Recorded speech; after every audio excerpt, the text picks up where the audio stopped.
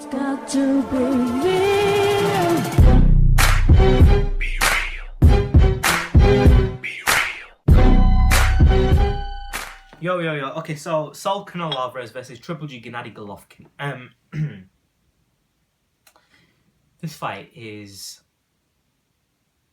See, Canelo Alvarez has been given an extension on his belt. Okay? He's been given an extension. And in my opinion, they would not have given him an extension if they felt that there wasn't a particular reason for it. That's my opinion. Canelo Alvarez might be this big superstar and whatever, and the organisation that he's got the belt with, they are quite a predominantly Mexican organisation. However, I think they would have... I think if Canelo Alvarez said, "Look, I'm not fighting Triple G. End of story. Take the belt if you want to take it." I think they would have taken it off him. However, Canelo Alvarez must have said something that, "Look, give me a bit of time. I've just finished my quarter fight. Let me just have a think. Let me talk to my promoter. We're thinking of taking the fight, but we need to get everything together. Whatever, right? You're not giving us enough time. Just give us a little bit more time. We're going to see if we can make it." They'll be like, "Okay, you got a bit more time. Here's the extension." So, Canelo Alvarez, Triple G Gennady Golovkin catchweight. Let's talk about this now.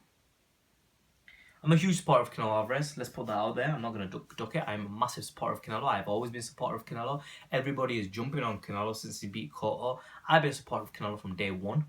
I've been a supporter of Tyson Fury from day one. Okay? Canelo Alvarez is my favourite fighter in boxing. I've said this from the day one. I've said it for ages. First it was Maidana. Second was Canelo. Maidana's out. Canelo's my favourite fighter. Saul Canelo Alvarez.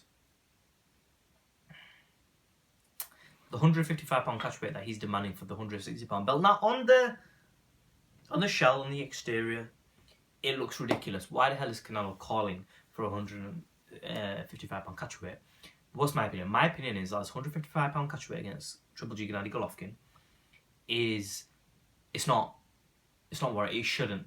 If you hold a 160 belt, you should be able to fight everyone at 160. However, people saying the excuse of... Sorry, my throat's hurting a little bit, I've been talking so much.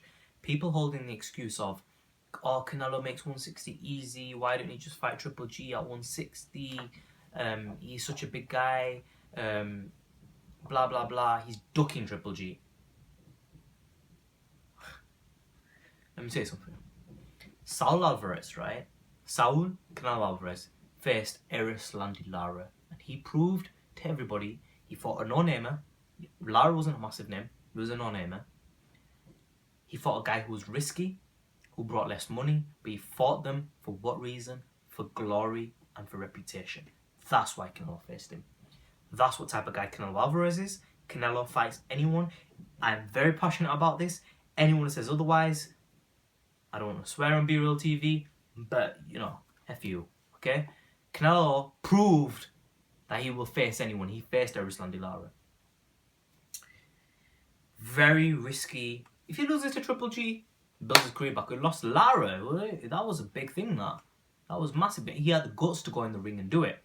Canelo fights anyone. I do not believe Canelo will duck Triple G. He will give him the fight and he will offer it at a catch weight of 155. Now, is that unreasonable for the 160 title? Yes. Is it unreasonable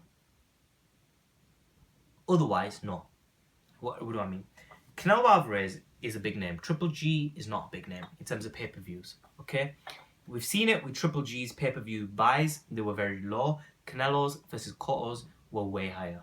Might not have been as expected, but they were substantially higher. Now, Triple G,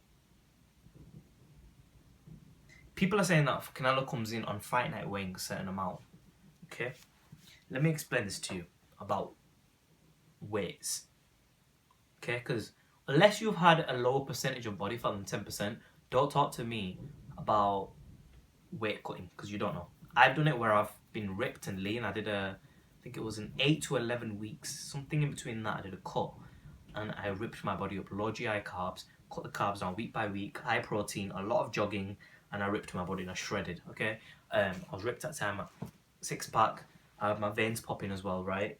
And I was natural, okay? And I'll tell you something. I learned a lot about weight cutting. And the thing is, Saul Canelo Alvarez coming in at 155 pounds on the day before and rehydrating back up to whatever weight he wants is one thing. Coming on the day before,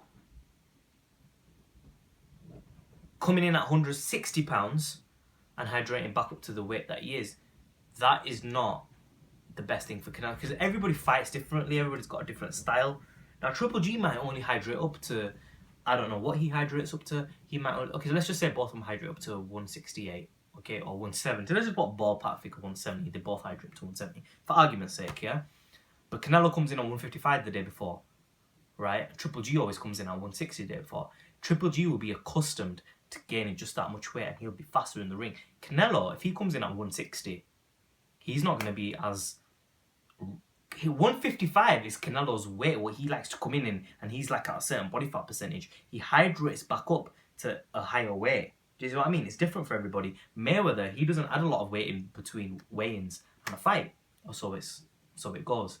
But you see, for Canelo Alvarez to come in at 160 at this moment in time is not feasible for Canelo, because I feel that Canelo, if you can make... See, Triple G, he might not be able to make 155.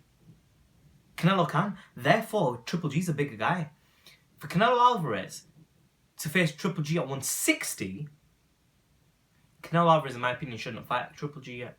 I think Canelo Alvarez should do a lot of weightlifting in terms of squats, in terms of building your core, sit-ups, add a little bit of mass on you. Not too much, but he could add a little bit more. And then, I don't want to say weight drain, but cut yourself down in the same fashion that you cut yourself down to 155. The same amount of hard work that you put in to cut to 155, he should be putting in at that point to cut to 160. Until he has to put in the same amount of effort to get down to 155 as he does 160, because he cuts down to 155, looks ripped. The next day he adds a bit of weight on, okay? And he comes up hydrated back up. The thing with Gennady Golovkin is he comes in at 160 the night before, hydrates up to whatever weight. I don't know what weight it is, but I heard. But you see what I mean? I don't know. This is not official. You guys need to go do research. Is there any ballpark official figure of Gennady Golovkin coming in that certain weight? Because he could come in like 180. Who knows? 200 plus pounds. How do you know what weight Triple G comes in? Do you know what I mean? So my point is, Canelo Alvarez, I don't think he should go up to 160 until he's ready. I don't think he should do it. And I don't think he's ducking Triple G because he doesn't want to fight him on 160. I think he should offer him the fight at 155, because I think that... But then when you bring the 160 title in, if you own a 160 title, you shouldn't stop the other person from making 160. That's my take on it. But I think either vacate the belt, Canelo, or fight Triple G at 160. I'm with that. But I think what he should do is offer the fight at 155 and say, yo, if you want to fight, let's fight. That's what I would do. That's what I would do if it was in my interest. But comment section below, subscribe as always. I know not everybody's going to agree with my opinion, but I would like to see, if you're fighting for the 160 title, you should let your opponent fight at 160. Comment section below, subscribe as always. In a bit.